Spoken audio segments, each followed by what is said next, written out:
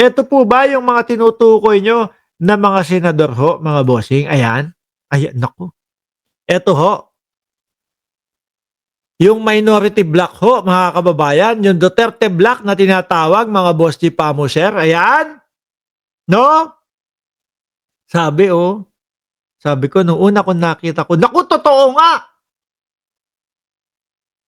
Oo nga, totoo. Sabi ni Ray Lito, tabo-tabo, ano ang nagawa nyo para ikumpara sarili niya kay Senator Ninoy Aquino? Ewan ko dyan kay Kiko Barsaga. Sira ang ulo ng gunggong na yan eh. Ano? O eto, tingnan nyo po, yung Duterte Black, mga kababayan. Totoo nga na ano, na kung sakali pala talaga matuloy, mga boss chief amo sir, yung sinasabi, no, ni John Vic Remulla na 5 linggo na lang ang itatagal, magkaka-arestuhan na.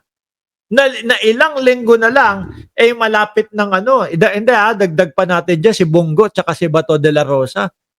Kasi si Bongo, wala din si Bongo dito.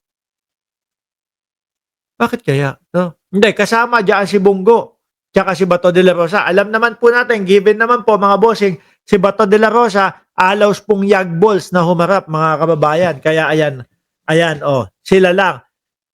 Totoo pala, talaga, na ang matitira, posibleng matira na lang ho dito, mga boss si Pamo sir, ay si Robin Padilla at etong si Alan Peter Cayetano, mga bossing. Bakit to? O, isa-isahin natin. No? Ang sabi ni John B. Cremulya, bago magpasko, o sabi ni Ombudsman Remulla, meron siyang petsa, 15. At sabi naman ni John Vic, 5 linggo, makukulong daw po yung mga nasasangkot doon sa mga flood control, doon sa mga ghost project ho, mga bossing. No? Ngayon, kung iisa-isahin ho natin ito, mga kababayan, kung uunahin natin, si Senator Robin Padilla, wala naman po yan sa flood control. No? Wala naman din ho yan sa korupsyon. Yun nga lang, wala din ho, wala din ho, ano, kumbaga, paano ko ba sasabihin ito? Wala din pong panama yung utak doon sa ibang mga senador, mga kababayan. Si Robin Padilla. Oh, 'di ba? Oh, yan, walang korupsyon at walang flood control si Robin Padilla. So matitira yan.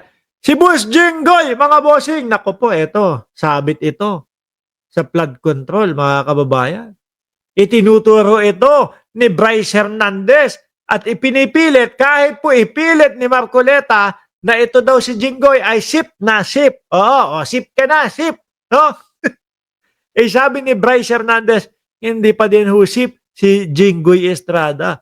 Meron po iyang tao, yung Beng Ramos daw ho, mga bossing.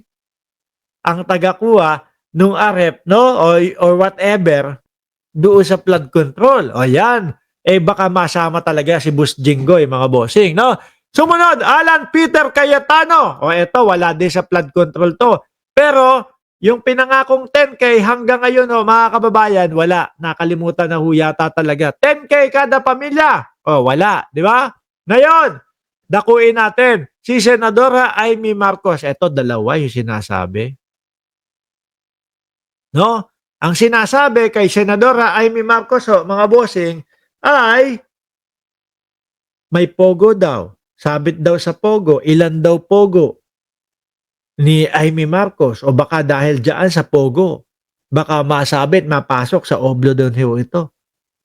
Meron naman sinasabi, mga kababayan, na may mga ghost project din daw ho itong si Amy Marcos. At ang sinasabi, magsasalita na daw po yung kanyang bagman, di umano.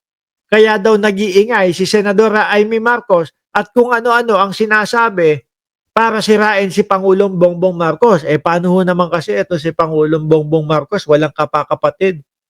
No?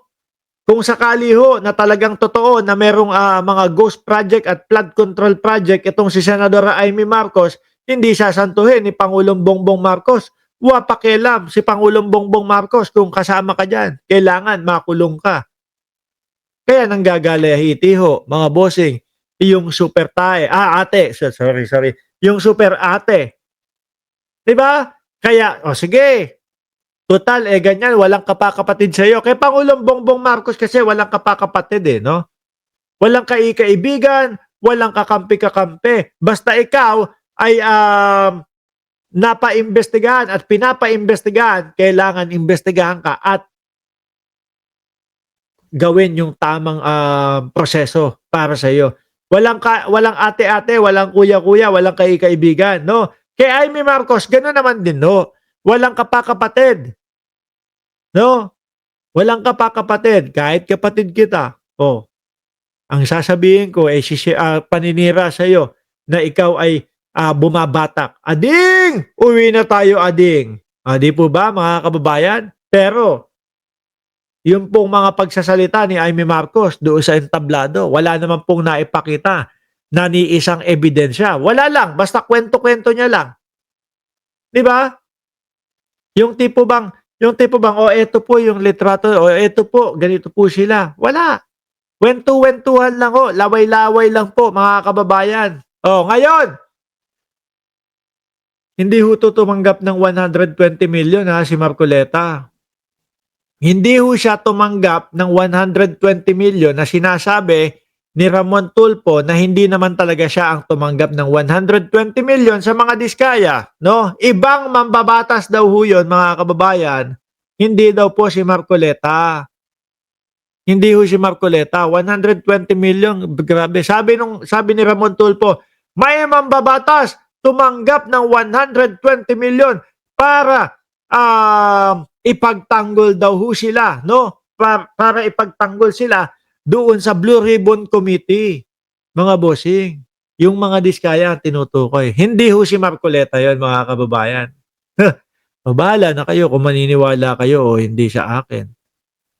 'Di ba? Mau-oblo din yata ito. Bakit?